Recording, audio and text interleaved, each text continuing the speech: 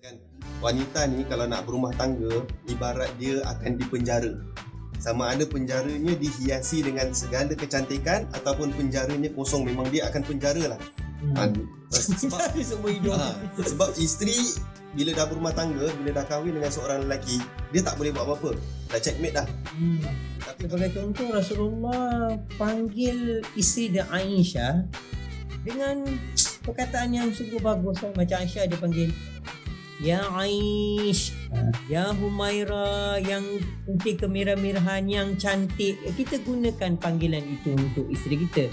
Jangan pula kita tengok isteri kita gemuk macam ni. Tak.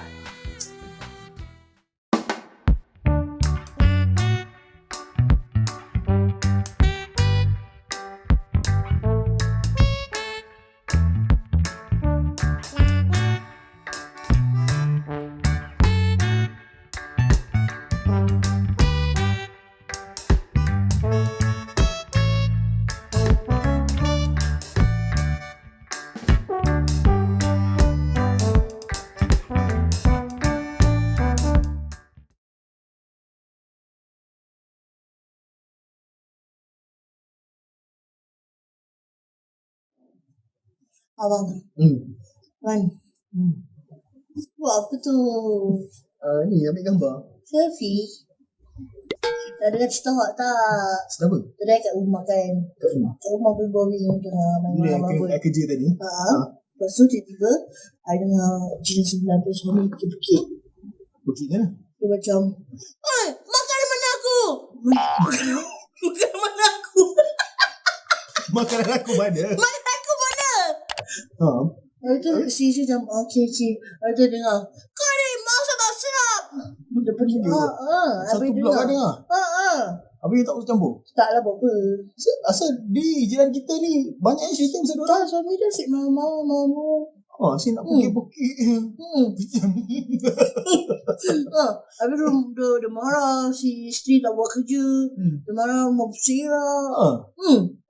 Dia macam tak kisah pasal isteri dia. Tu lah. Sekarang ni Pai nampak dia marah bini dia. Salah beli sayur.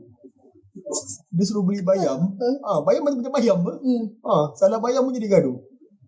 Terus Gaduh sampai campak washing machine semua. Lepas tu I tangkap washing machine tu yang kita tengah pakai. dia cakap lah. Dia menipis abang. Cakap tu betul ni. Betul lah ni. Macam mana kat sini? Kan awak seru ke? Dia picit button ke? Ya. I terpicit. Alamak. Sorry. I ganggu ke? Mestilah ganggu. Masih ke? ganggu. Orang tengah berehat. Berehat pakai lawang. Macam nak nikahkan orang. Berehat pakai kemeja. Ustaz Fatar dari mana? Saya daripada majlis orang tadi. Abang seru suka tak jadi nikah orang. Tak, saya datang nak makan. Datang takkan nak makan. Dah tak dapat makan. Kapan saya masak? Jangan main picit. Kan dah teractivate. Tapi si Zara nak kat sini. Itu burung hantu kan? Burung. Bukan burung penguin ya? Bukan. Burung penguin tak ada pusing ya? Burung pengen kepala tak ada pusing. Nak, sini Ustaz kat sini kita cakap pasal Rasulullah. Dia tanya dia. Tak cakap pasal orang sebelah. Dah mengumpat ni kira. Tak jasus Okay, Ustaz kenal ke? Ustaz tak kenal. Kita tanya je, kita tanya. Okeylah, kena balik kita macam dari seru dia kenakan kita. Dah lah kena Seri terseru. tak ada tadi ni lah isteri saya cakap jiran sebelah suami dia ni asyik marah-marah isteri dia je. Kadang saya pun nampak juga kesian. Macam dia ni macam tak tahu hormat isteri dia lah. Ni kan kita pelik nak nasihat, takut pula nasihat salah cakap nanti orang cakap kita gepo kan. Dia macam isteri dia sampah itu dia treat. Tapi isteri ada stand kan. Isteri ada martabat dia. Martabat dia tinggi tak? Ada martabat tadi. Murtabak. Ayam ke tak? Martabat seorang isteri dalam Islam. Batuk sekejap lagi. Dia macam ni sebenarnya. Bila disebut martabat isteri, Islam letakkan lebih tinggi lagi. martabat seorang wanita. Suara pun semua. Terima kasih. Ada beberapa peristiwa atau tokoh-tokoh wanita yang Allah highlightkan nama mereka di dalam Al-Quran. Kisah mereka contohnya Masyita, okay, Maryam dan ibunya Maryam. Mereka semua golongan yang mulia, yang dimuliakan oleh Allah, dan Allah abadikan cerita mereka di dalam Al-Quran. Dan selain daripada itu, kalau kita lihat, Islam ini dia memelihara hak-hak wanita. Sehingga kan di dalam Ustaz Fatah ada takdir dalam nikah kerana menjaga kemaslahatan isteri atau kemaslahatan wanita. Jadi Islam memang memandang ini adalah suatu benda yang serius yang perlu ada dalam Islam punya law. Sehingga kan kalau suami meninggal, isteri mendapat bahagian harta pusaka dan diberi lagi isteri itu edah. Satu period yang isteri kena tunggu, tak boleh kahwin dengan lelaki lain sehinggalah iddah itu selesai. Jadi segala macam undang-undang, segala macam apa yang Islam letakkan ini tidak lain tidak bukan untuk memertabatkan wanita itu sendiri. Tapi dengan satu syarat. Syaratnya adalah kalau wanita itu beriman.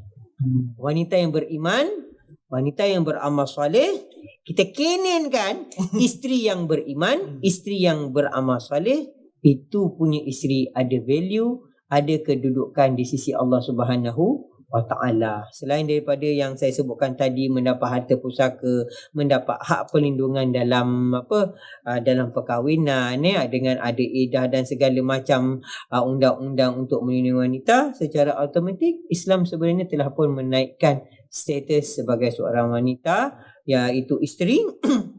Dan tak wajarlah kalau kita ikut secara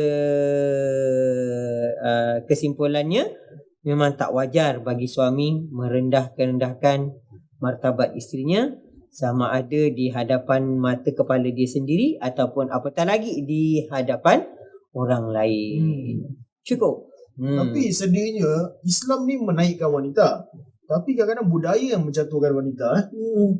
Macam kan ada negeri lain, wanita ni dianggap sebagai macam tak boleh pergi sekolah lah, tak boleh bekerja lah, apa dah bekerja harus menjaga rumah tangga dia.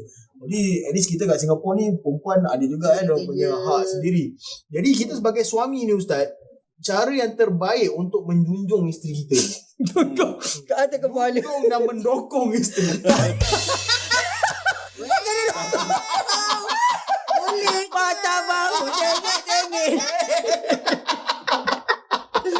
Yang mana gurau ya? Okey, baik. Cara untuk kita menjinjing Menjinjing. Menjinjing gini. Macam baik tak menggongok. Okey. Cara untuk kita menjunjung isteri, kita mengagungkan isteri. Kita lihat macam mana Rasulullah sallallahu alaihi wasallam mengagungkan isteri dia. Satu, bila Rasulullah mengagungkan isteri dia, pertama daripada sudut keimanan, seperti Ustaz Adik kata tadi, daripada sudut keimanan dan juga pengorbanan dia. Kita lihat dalam hadis Rasulullah sebut Sayyidatina Aisyah ataupun Sayyidatina Khadijah sebagai seorang isteri, beliau ni dorang iman kepada Rasulullah sebagai utusan Allah. Kemudian dorang juga membenarkan apa ketika masyarakat di ketika itu menidakkan kerasulan Rasulullah. Itu dua perkara. Kemudian yang ketiga, Allah Subhanahu Wa Taala, Rasulullah sebut dalam hadis tu, beliau inilah yang telah mengorbankan nyawa, menyambung nyawa untuk melahirkan anaknya.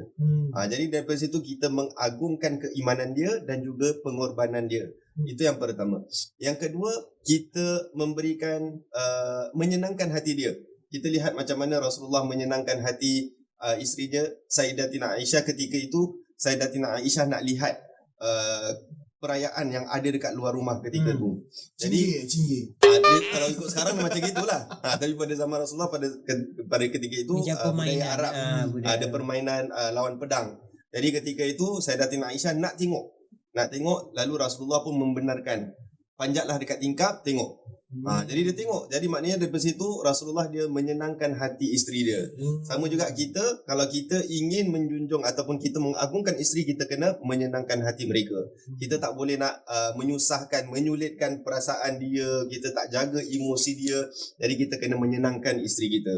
Jadi dua perkara ni macam mana Rasulullah lakukan terhadap isteri dia, kita cuba lakukan. Pengorbanan, keimanan dan juga menyenangkan hati dia. Menyenangkan dari segi zahir dan batin dia lah. Betul. Betul. Tapi betul lah, macam orang putih cakap happy wife happy life. Sama lah konsep dia, kita menyenangkan isteri, kita berhidup pun senang. Betul tak? Betul. Macam kalau I bahagia, you pun bahagia. I kiki. You bahagia, I terbagi. Terbagi lah. Pasal I bahagia. Pasal I happy. Masak semua untuk you. Lepas tu you makan sedap. I makan setengah portion je. Setengah portion. Kalau macam I tak happy, I masak, garam I lebih. Memang macam that time lah. Tak sedap kan? Tak sedap. Pasal I marah. Memang. Apa yang memang salah you pun? Masih ada. Ana. Lepas Ustaz. Terus sebab I marah. Okay, saya. Aku lagi nak tanya cepat. Terus tadi Ustaz Fatah dia kata pasal Rasulullah menyenangkan dia punya isteri. Isteri Islam. Mentah nak pergi Australia. So tell me more about that. Macam apa Sifat-sifat Rasulullah. Sifat Rasulullah terhadap isteri-isterinya. Okay, saya petik terus daripada hadis. Saya kasih contoh. Ada masanya Rasulullah itu romantis. Romantisnya Rasulullah. Dan ada masanya Rasulullah juga ada nafsu lah. Macam kita juga. Kadang-kadang isteri Rasulullah pun ada keinginan untuk bersama-sama berintimasi dengan Rasulullah. Dan yang ketiga, keadilan Rasulullah dalam isteri-isterinya yang ramai. Kalau kita tengok sudut romantisnya Rasulullah, sebagai contoh Rasulullah panggil isteri dia Aisyah dengan perkataan yang sungguh bagus. Macam Aisyah dia panggil Ya Aish, Ya Humaira, yang putih kemerah-merahan, yang cantik. Kita gunakan panggilan itu untuk isteri kita. Jangan pula kita tengok isteri kita gemuk macam ni. Tak. Kata orang tu tak ada romantis lah. Dan selain daripada itu, mungkin kita jarang dengar. Rasulullah juga pernah mandi bersama-sama dengan isteri dia. Contohnya Rasulullah pernah mandi wajib, mandi junub. Rasulullah pernah mandi bersama Aisyah. Sampai berebut-rebut nak ambil gayung untuk cedok air untuk buat mandi hadas tu. Dan dari segi intimasi juga, kadang-kadang ialah pada bila perempuan isteri datang uzur, datang haid, kita pun kadang-kadang isteri pun malah nak layan suami. Aku uzur, lepas tu suami tengok aja bini sampai mendidih. Aduh, dah tak boleh tahan steam dia. Itu cakap yang kasar dia. Tapi ada hadis daripada Ummu Salamah di mana pada masa tu beliau sedang uzur, dia sedang haid. Rasulullah ajak baring bersama dekat macam tempat tidur lah. Kemudian Rasulullah nampak ini Ummu Salamah ni, isteri dia ambil kain macam kain Isra. Jadi Rasulullah tu kalau dia ambil kain Isra tu, maksudnya dia sedang uzur lah, untuk menampal ke atau untuk buat alas tidur. Tapi Rasulullah tanya, kenapa kau sibuk dengan kain itu? Adakah engkau sedang uzur? Si Ummu Salamah, si Rasulullah jawab, ya, saya sedang uzur. Okey, tak apa, kita masih boleh bermesra-mesra lagi, boleh romantik, boleh kissing dan segala bagai. Yang tak boleh tadi apa saya cakap, yang Nabi halang tu tak kasih bersetubuh lah, sexual intercourse lah, masukkan alat sulit ke tempat isteri tu tak boleh. Jadi pada masa itu Rasulullah kata, okey, tak apa, kita tidur je bawah. Ummu Salamah dan Rasulullah baring di bawah lantai beralaskan kain. Si tengok masih lagi melayangi nafsu, keinginan. Dan tadi siapa tadi, Ustaz Fatah ada sentuh pasal Rasulullah pernah layan isteri Aisyah. Aisyah ni dia perempuan muda. Ada juga dia ada dua riwayat. Tadi tu riwayat yang pertama yang pasal lembing, ada juga riwayat yang kedua tentang lembing juga, yang Aisyah ni nak pergi tengok.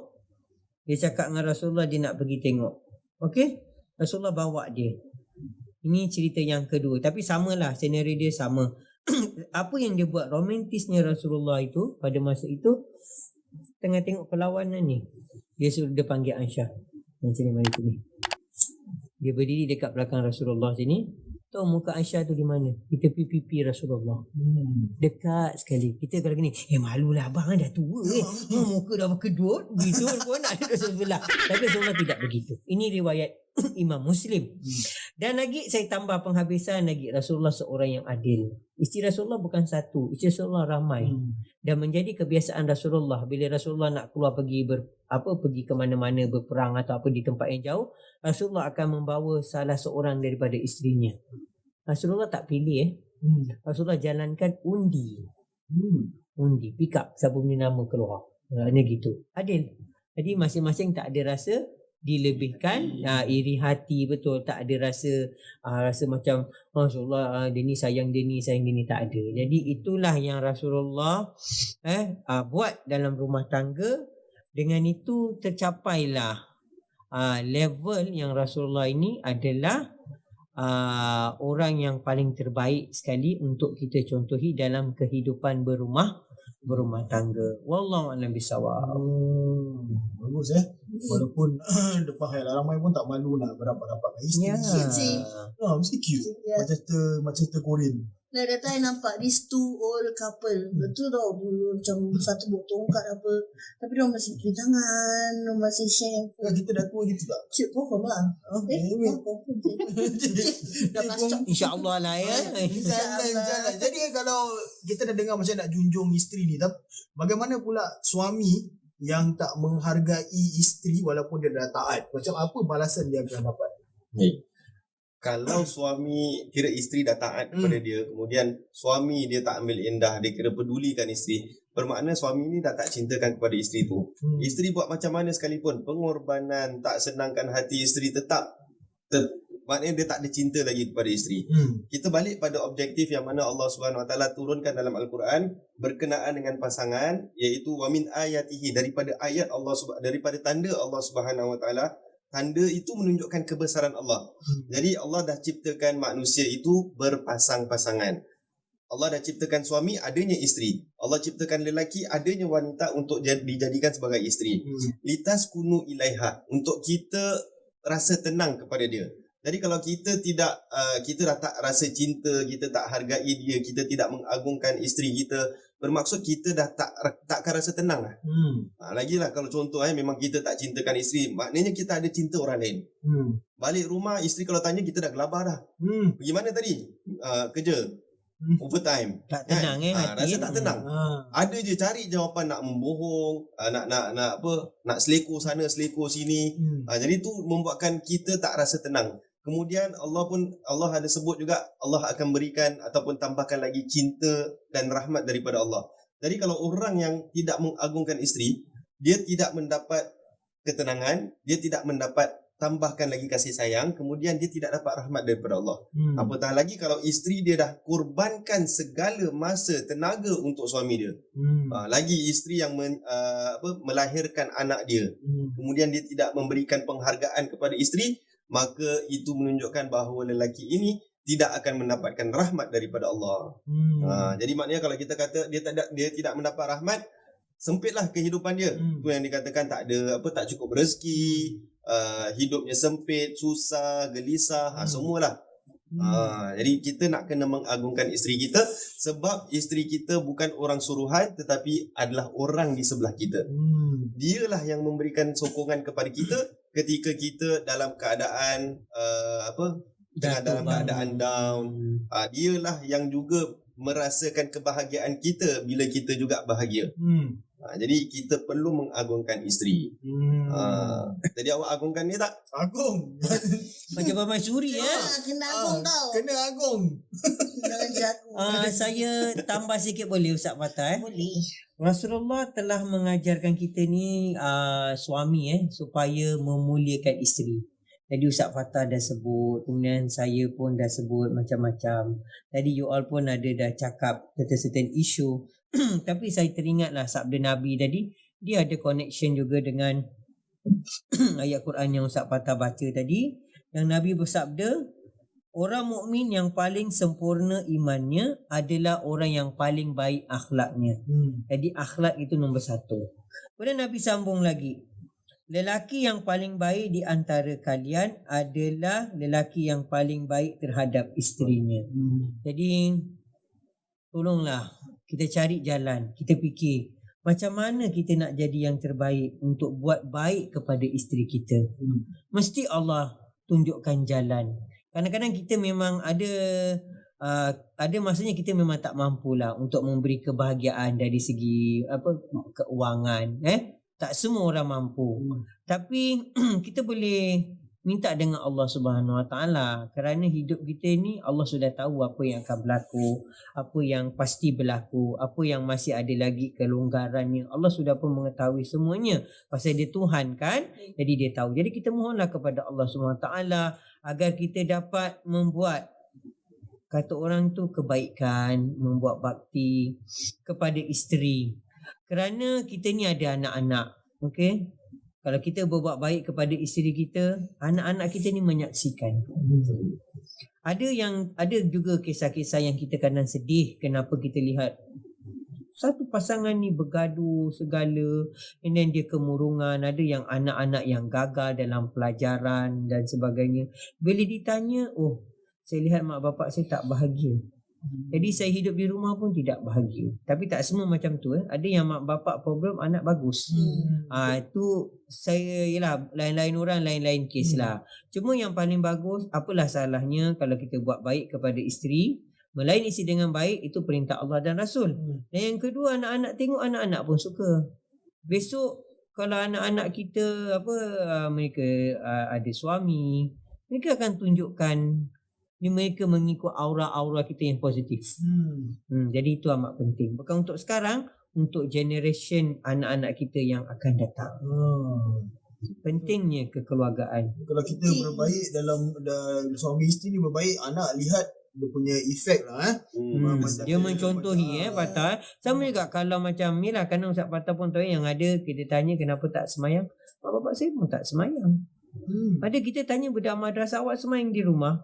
Saya tak semayang. Ustaz, kenapa tak semayang? Mak bapak saya pun tak semayang. See? Itu yang kita tak mahu. Sebab madrasah untuk anak-anak ni yang paling yang madrasah pertama adalah di rumah. Jadi di rumah, siapa yang ada di rumah? Of course mak bapak dia. Jadi mak bapak kena tunjukkan contoh yang baik kepada anak-anak. Kalau mak bapak tak tunjukkan contoh yang baik, mengharapkan anak jadi baik, dia tak akan berlaku. Dia mengharapkan anak jadi baik, anak taat, anak ikut perintah Allah, tapi dia sendiri sebagai ibu bapa tak ikut. Jadi sebagai suami perlu tunjukkan contoh yang baik kepada anak-anak melalui isteri. Isteri pun sama juga melalui suami. Jadi tu pasal Allah ciptakan manusia ini berpasang-pasangan. Bukan kita nak menunjukkan bahawa kita ni tiba-tiba memang kita cakap dengan anak kita kena cakap yang baik, kita kena hormat, kita kena ni. Tapi dekat rumah dia tak ada tunjukkan. Tak ada jadi praktis. Susah nak ikut. Kalau macam isteri yang kena macam gitu kat suami kan, macam suami tak halang dia, apa dia buat, suami macam kita boleh buat apa? Kita boleh pergi kaunseling. Sebaiknya pergi kaunseling. Tapi kita nak kena lihat, kalau suami kena pergi, suami tak nak pergi. Suami tak nak pergi bermakna suami tak ada inisiatif untuk memperbaiki keadaan. Jadi kalau dia tak ada inisiatif untuk memperbaiki keadaan, bermakna dia rasa ibarat rumah tangga ni tak penting bagi dia. Jadi kalau dah tak penting, maknanya memang dia tidak mengagungkan isteri. Dia tidak mengagungkan anak-anak dia. Dia anggap anak-anak, isteri ni semua setakat orang biasa saja dekat rumah. Padahal dia nak tahu bahawa ahli keluarga dia tu adalah kebahagiaan dia dekat dunia. Dekat akhirat lainlah. Dekat dunia ni, isteri dan anak-anak adalah kebahagiaan dia. Jadi dia kena ingat itu. Sebab itu sedih saya, isteri kena lalui itu semua. Dan kalau suami tak nak let go, so have to just. Itu yang susah tu. Tu yang katakan wanita ni kalau nak berumah tangga, ibarat dia akan dipenjara. Sama ada penjaranya dihiasi dengan segala kecantikan ataupun penjaranya kosong, memang dia akan penjara lah. Sebab isteri bila dah berumah tangga, bila dah kahwin dengan seorang lelaki, dia tak boleh buat apa-apa. Dah checkmate dah. Tapi kalau lelaki rasa tak nak lagi dengan isteri ni, dia masih ada kuota lagi 3. Tapi dengan syarat adil lah. Kalau tak adil pun tak guna, kan? Jadi tu pasal Islam ada letak syarat adil. Jadi kalaulah nak kahwin lagi satu, kena layan yang pertama ni dengan baik. Kalau kita tak layan dengan baik, jangan harap kita nak dapatkan yang kedua. Jadi kalau masih tak layan yang baik tapi masih dah kahwin lagi satu juga, macam mana tu? Sana dia jawab kan nanti. Dia jawab lah. Mana dia tak adil, dia tak berlaku adil, dia tidak menjalankan hak dia, tanggungjawab dia sebagai seorang suami kepada isteri yang pertama, isteri yang kedua. Jadi tak adil maka tak adil tempatnya kita tahulah kat mana. Can go to the hell. Dan apa tadi betul Ustaz Fatah cakap tu, saya amat bersetuju Dan kalau kita nak rumah tangga bahagia, rumah tangga yang bahagia ni perlukan usaha dan ada masanya pertolongan. Ingat tu, rumah tangga yang bahagia perlukan usaha dan ada masanya pertolongan. Dan jangan lupa, pertolongan ni bukan saja boleh datang daripada makhluk, tapi kita jangan lupa pertolongan yang kita betul-betul kena harapkan adalah pertolongan daripada yang menciptakan makhluk, iaitu Allah Subhanahu Wa Taala. Dan Nabi sendiri ada mengajar doa, Ustaz Fatah. Saya dah lupa dia punya lafaz dalam bahasa Arab dia, tapi dalam bahasa Melayu bolehlah untuk kita ingat. Ya Allah, ya Tuhanku, aku berlindung denganmu ya Allah daripada kejahatan yang ada pada pasanganku, yang menyebabkan nanti aku boleh menjadi susah, menjadi segala masalah. Sekurang-kurang ni cakap begitu. Kita mohon dengan Allah Subhanahu Wa Taala. Pasal manusia semuanya masing-masing ada kelebihan dan ada kekurangan. Kita nak berada dalam rumah tangga ni, rumah tangga yang bahagia ni kadang-kadang banyak cubaan. Jadi kita kena minta dengan Allah Subhanahu Wa Taala, harapkan pertolongan Allah dengan niat yang ikhlas. Berdoa saja tapi tak ada niat, dan tak pergi jumpa kaunselor, tak tanya ustaz-ustaz, tak tanya orang yang pandai, tak berbincang. Objektif nak bahagia tu berkemungkinan susah untuk dicapai. Boleh capai tapi susah. Tapi kalau awak jumpa orang macam ustaz, kaunselor atau orang yang berpengalaman dalam sesuatu ilmu rumah tangga, jumpalah mereka. Harapkan ilmu daripada mereka untuk kita bawa masuk dalam kita punya kehidupan berumah tangga. So that's how tinggi wanita is. Isteri. Wanita and also isteri. Correct. Kita kenin tu Canon tu maksudnya connected. Canon. Oh, Canon. Ada kata Canon, ada gini. Senang sebut Canon. Baik. Ya. So kita kena tengoklah macam kita boleh nasihat jiran kita nanti ya. Macam tu. Kampung kalau datang kita begitu dalam sabarlah Pak. Janganlah tiba-tiba. You kata balik Ustaz. You yang pijik tu. Pandai-pandai pijik bertanggungjawab. Cepat dia nak pijik. Ready? 1, 2, 3. Okay. Kita pijik pun banyak input juga Of course lah. Banyak pula nasihat. Betul. Dorang bagus. Sebab saya selalu panggil dorang. Jatuh cinta kan dorang? Belum. Ketok kau.